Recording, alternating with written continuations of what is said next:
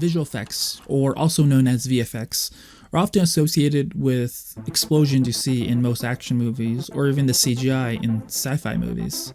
But in reality, they're used in almost everything, from simple background replacements to wire removals, or even to just making duplicate versions of yourselves. VFX help make filmmakers create worlds that don't exist and make real ones believable. When a movie's visual effects don't work, the reaction is almost instant. People will say it looks fake, bad, or even mid, as people say nowadays. And when that happens, it usually falls off on one group in the film industry, the VFX artists. But what most people don't see is what happens before a shot ever hits the theater screens.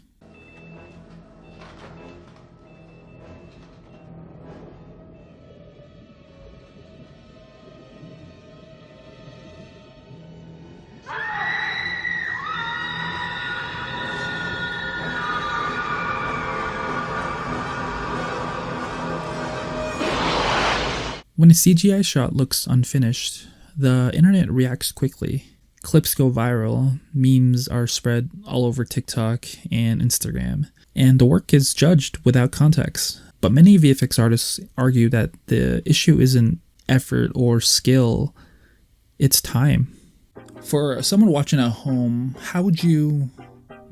what would be the best way to explain what goes into a shot and how long a single shot takes, even if it's just for a few seconds? Over time, you just start kind of learning what effects you can do quickly, what effects take more time, and you learn to kind of design your short film around that. You don't have a CG character in every single shot. If you do have a CG character, he's in maybe a couple of the shots. We don't always follow that very well. Sometimes we'll do a video where every shot's a VFX shot. Like a couple years ago, I worked on a video called Mario Skate, where it's essentially me dressed up as Luigi riding an electric skateboard through the city of Los Angeles, just along streets and whatnot. We filmed it at 60 frames per second on a GoPro.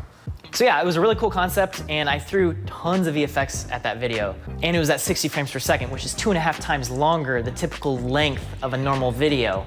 So even though the time is the same, the number of frames is 250% bigger. I spent 5 straight weeks working on that video. We have to be strict on ourselves.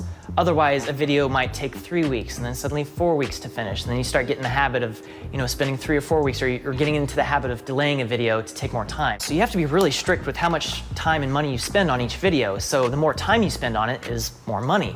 And so you have to be really strict. We cannot spend more than 5 days doing all the VFX for this entire video. So you try to be as fast as you can, but you get to a point where it's like, all right, you have to start cutting corners.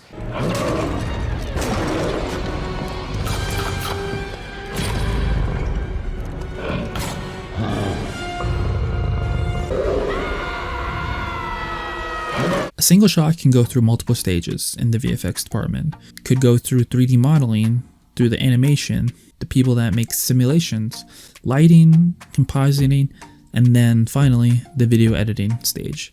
One of the biggest misconceptions is that VFX artists work directly for studios like Marvel. In reality, they're often contractors hired through third-party companies. Multiple studios can work on the same film, and when creative decisions are changed late, VFX artists are expected to meet the deadlines.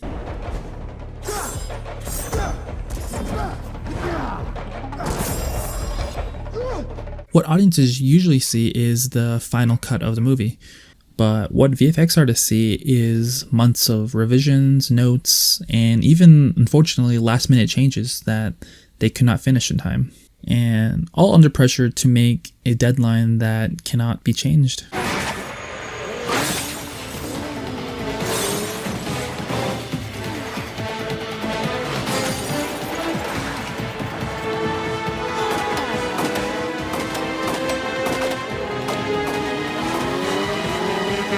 As if deadlines weren't already tight, new AI tools have entered the conversation in the last couple of years.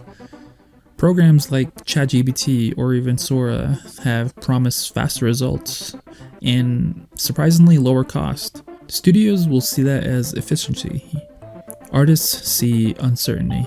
Audiences often react negatively when AI is used in movies. They don't like questioning authenticity. As technology continues to evolve today, the big question isn't whether VFX is getting worse, but whether we've learned how to judge VFX artists' work we were never meant to notice. Visual effects are designed to be invisible. When they work, no one notices.